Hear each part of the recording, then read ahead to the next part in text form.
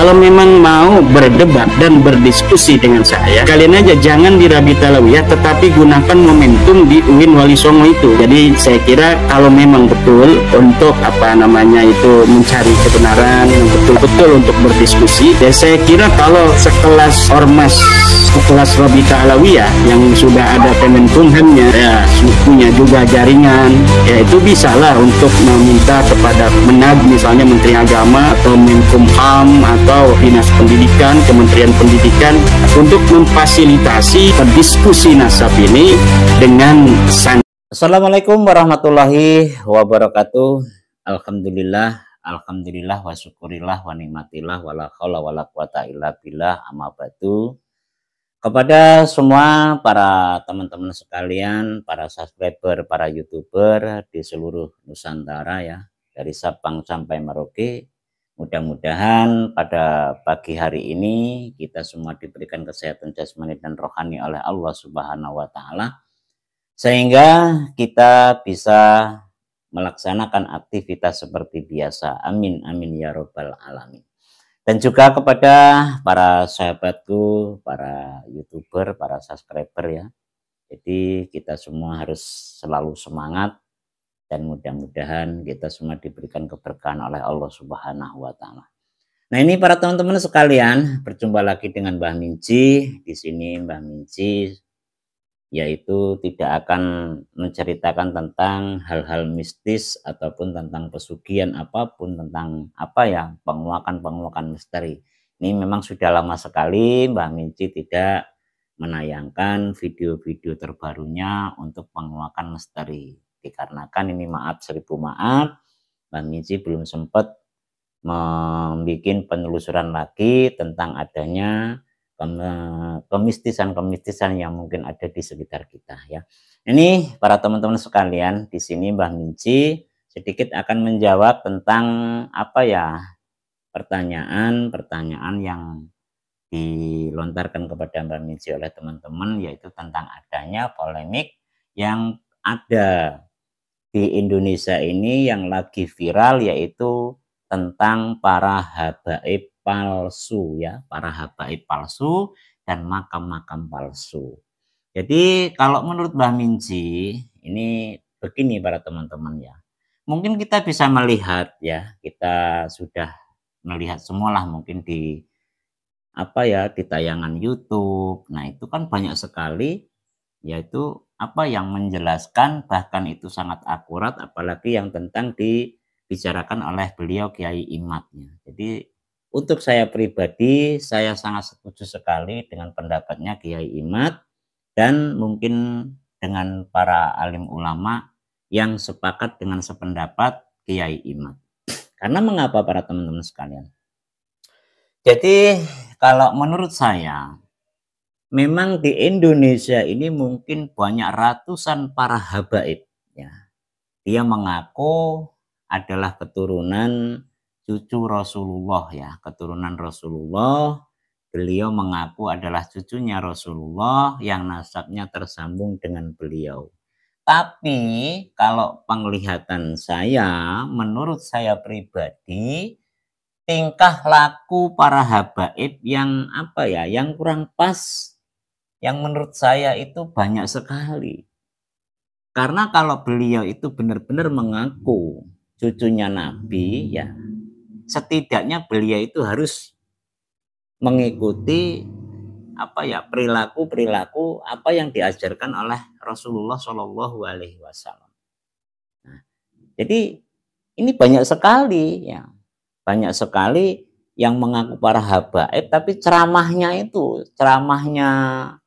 di mana-mana setiap ada pengajian itu banyak sekali yang tidak kalau menurut saya itu tidak mengisi pengajian. Di situ itu cuma marah-marah, membuat provokasi supaya itu muhibbinya itu membenci salah satu golongan. Nah, itu yang saya lihat. Kan mungkin kita bisa lihat ya di tayangan-tayangan tersebut. Nah, nanti kita lihat cuplikannya ataupun video-video di mana yang para habaib itu adalah mendoktrin para muhibbinya itu supaya untuk membenci ataupun tidak menyukai salah satu golongan Nah, itu yang kurang bagus. Kalau memang mau berdebat dan berdiskusi dengan saya, kalian aja jangan di Rabita Alawiyah, tetapi gunakan momentum di UIN Wali Songo itu. Jadi saya kira kalau memang betul untuk mencari kebenaran, betul-betul untuk berdiskusi, dan saya kira kalau sekelas ormas, sekelas Rabita Alawiyah yang sudah ada Kemenkumhamnya, ya punya juga jaringan, ya itu bisalah untuk meminta kepada misalnya Menteri Agama atau Menkumham atau Dinas Pendidikan, Kementerian Pendidikan untuk memfasilitasi diskusi nasab ini dengan santai, dengan ilmiah, dengan berbasis kajian. Bahwa ada informasi ya, bahwa Kiai Haji Imaduddin Al-Bantani beserta kawan-kawan itu diundang oleh Robitoh Alawiyah dalam rangka diskusi. Apakah itu benar ya, undangan itu sudah sampai kepada Kiai? Ya, sebenarnya ini asalnya ada dari sebuah universitas mau mengundang saya dengan Mas Rumel, Universitas Islam Wali Songo, ingin mengadakan acara diskusi nasab ini di Universitas Islam Wali Songo dari lembaga pemberdayaan masyarakatnya gitu. LPPM apa itu istilahnya. Nah, udah menghubungi saya, nanti katanya dengan Mas Rumel. Saya siap. Kemudian ada informasi lagi bahwa Mas Rumel tidak siap. Tanggal 10 September, kalau tidak salah. Tanggal 10 September saya diundang oleh Universitas Islam Negeri Wali Songo gitu. Dengan Mas Rumel. Saya siap. Oke, saya siap, kata saya. Kemudian ada SMS lagi. Kiai, ternyata Mas Rumel tidak siap tanggal 10 September karena suatu hal. Katanya mau ke luar negeri, ya kan? Ya udah, kalau nggak mau kan, berarti tidak bisa kita untuk berdiskusi dengan Mas Rumel. Tapi akhirnya sekarang saya mendapatkan undangan dari Rabita Alawiyah untuk diskusi bukan di Wali Songo itu, di Universitas Islam Negeri Wali Songo, tetapi di kantor Rabita Alawiyah sendiri, di kandang. Nah, saya kira ini kita mengundang beberapa kali tidak ditanggapi, tidak ada balasan. Sudah 5 kali nih kalau tidak salah. Pertama undangan dari Kiai Badri yang ingin memfasilitasi saya dengan Ustadz Taufik Segaf berdiskusi tentang nasab di Pasuruan. Kalau tidak salah itu tahun 2003 ya. Itu di Pasuruan. Itu tidak bersedia Ustadz Taufik Segaf. Kemudian rasanya saya mencatat ini. Ada 5 kali undangan yang Ustadz Taufik Segaf atau Rabita Alawiyah tidak mau datang. Pertama 9 Juli 2023 difasilitasi Kiai Badri tidak mau. Yang kedua 24 Agustus 2023 di UIN Syarif Hidayatullah, Rabita Alawiyah tidak datang. Kemudian tanggal 25 Agustus 2024 diskusi di Banten, di Kesultanan Banten, itu juga Rabita Alawiyah menyatakan tidak datang dan tidak mau untuk mengutus utusan. 3 November 2023 saya mengirim surat kepada Rabita Alawiyah tentang pertanyaan-pertanyaan. Pertama adalah tentang keberatan saya bahwa mereka masih mengaku turun Nabi. Yang kedua, kalau mereka masih keberatan bahwa mereka ini masih mengakui diri mereka keturunan Nabi dan keberatan tentang tesis saya, maka saya siap untuk berdiskusi dengan mereka dan saya tetapkan waktu itu tanggalnya 26 November. Namun mereka tidak kemudian membalas surat saya dan saya mensyaratkan apabila mau berdiskusi, karena ini adalah bab data, maka pertama harus ditulis dengan rapi. Proposisi 12 pertanyaan saya itu harus dijawab. Karena di sana mengandung data-data dan sumber.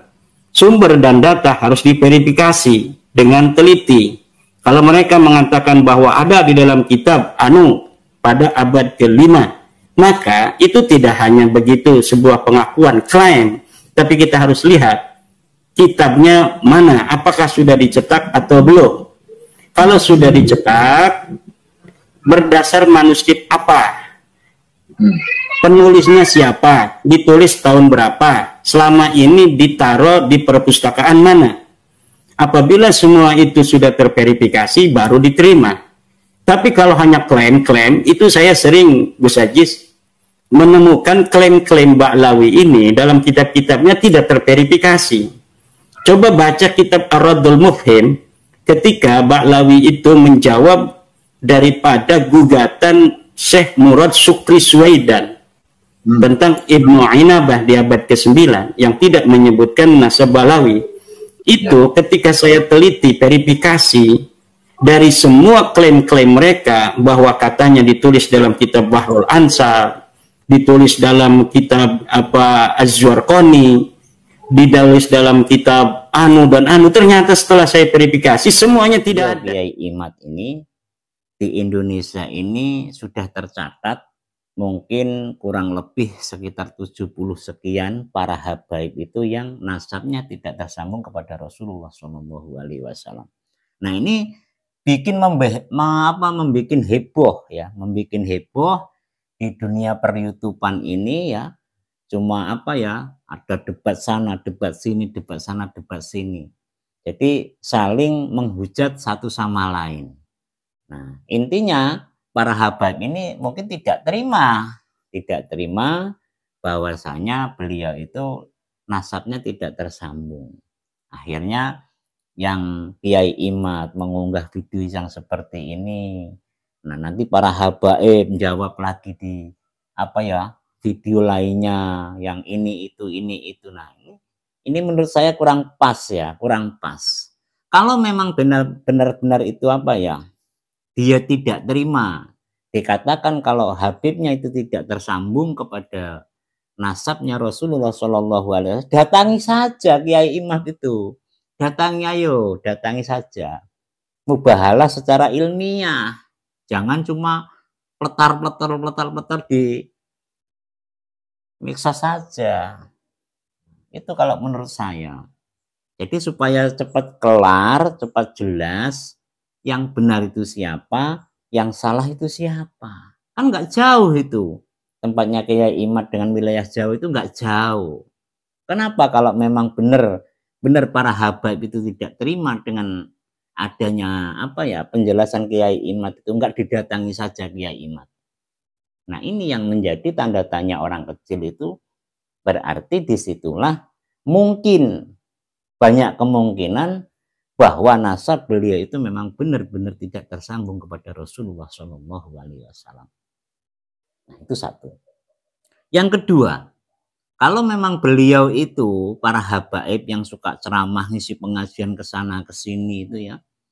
Nah, kalau memang beliau itu adalah dzurriyyahnya Rasulullah, ceramahnya itu seharusnya itu bisa bikin contoh kepada masyarakat kecil, kepada muhibinya, tidak marah-marah, tidak tidak membuat suatu provokasi, kebencian, menanamkan kebencian kepada orang lain. Coba kita bisa lihat itu tayangan-tayangan yang ada di YouTube, ya, ceramah-ceramah dari para habaib, sebagian kecil itu banyak yang memprovokasi, yang marah-marah itu. Saya jarang melihat ceramahnya para habaib itu membaca kitab. Bukan saya tidak mengatakan beliau itu tidak bisa membaca kitab ya. Jarang sekali yang para habaib itu melontarkan ceramahnya itu tentang membahas kitab ataupun hukum. Yang jelas dia itu sering membahasnya cuma sejarah itu saja. Nah, sedangkan sejarah ini aja mau dibelok-belokkan. Ini para teman-teman sekalian, kita sebagai orang kecil, ya kita harus bisa memahami. Nah, jadi sebenarnya itu bagaimana? Memang ini maaf sekali. Banyak sekarang ini sudah banyak sekali sebenarnya para habaib yang sudah dimuliakan kepada masyarakat. Oh, sudah kalau dia para habaib itu tadi pengajian datang, udah.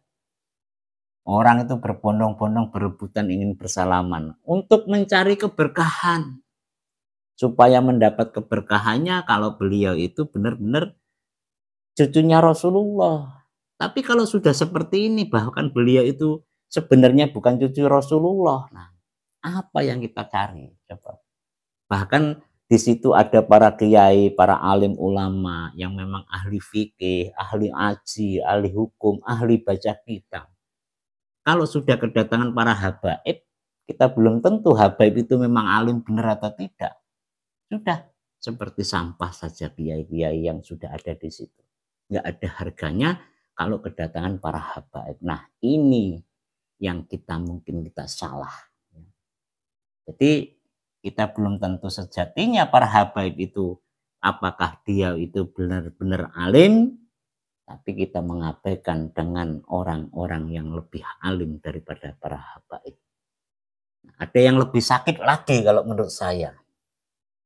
Ada tuh habaib yang bilang, satu habaib yang bodoh itu lebih bagus daripada 70 kiai yang alim. Nah, ini pernyataan yang bagaimana gitu loh. Jadi kalau ada satu habaib aja yang bodoh itu lebih bagus daripada 70 kiai yang alim. Nah, apakah itu memang para habaib itu lebih mulia segalanya? Kalau menurut saya, bahkan ada fatwa-fatwa yang seperti itu. Apakah Allah itu menilai dari nasabnya atau kepandaiannya atau tentang ilmunya? Nah, ini kita sebagai orang bodoh saja bisa menilai. Nah, sebenarnya kalau Rasulullah SAW itu tidak mengajarkan hal yang seperti itu. Bahkan Rasulullah SAW itu mempunyai sifatan rahmatan lil alamin. Beliau dicaci maki oleh siapapun, Rasulullah tetap membalas dengan kebaikan. Tidak seperti cucunya Nabi yang sekarang. Wah, main angkat pedang, ayo kita berkelahi, bacok, pedang angkat. Nah, apakah itu menunjukkan sifatnya cucu Rasulullah seperti itu? Saya tidak akan membahas siapa itu. Mungkin para teman-teman sekalian sudah melihat siapa yang melakukan para habaib seperti itu. Yang habaib apa jiwanya seperti itu, marah-marah. Kalau ditantang ujuk kelahi datangi, tapi kalau untuk mubahalah dengan Kiai Imad, kenapa kok tidak datang gitu loh? Ayo coba datangi Kiai Imad itu. Nah, Kiai Imad cuma ingin penjelasan kalau memang benar-benar cucunya Rasulullah SAW untuk memperjelas itu harus tes DNA. Nah, kalau memang cucunya Rasulullah para habaib itu benar-benar tersambung kepada Rasulullah, kenapa takut? Nah, ini poin yang menurut saya itu membuat masyarakat ini menjadi sanksi kalau para habaib yang ada di Indonesia ini mungkin sebagian banyak yang palsu. Ini para teman-teman ya, saya tidak memonis siapa beliau, tapi pada intinya seperti itu. Dan saya sangat setuju sekali dengan pendapatnya Kiai Imad. Karena Kiai Imad ini adalah seorang yang ahli ilmi. Kalau menurut saya dia juga ahli kitab, bukan sembarang penelitian tidak ada dasarnya. Nah, mudah-mudahan Kiai Imad selalu diberikan keselamatan, kesehatan jasmani dan rohani, dan selalu dilindungi oleh Allah Subhanahu wa Ta'ala.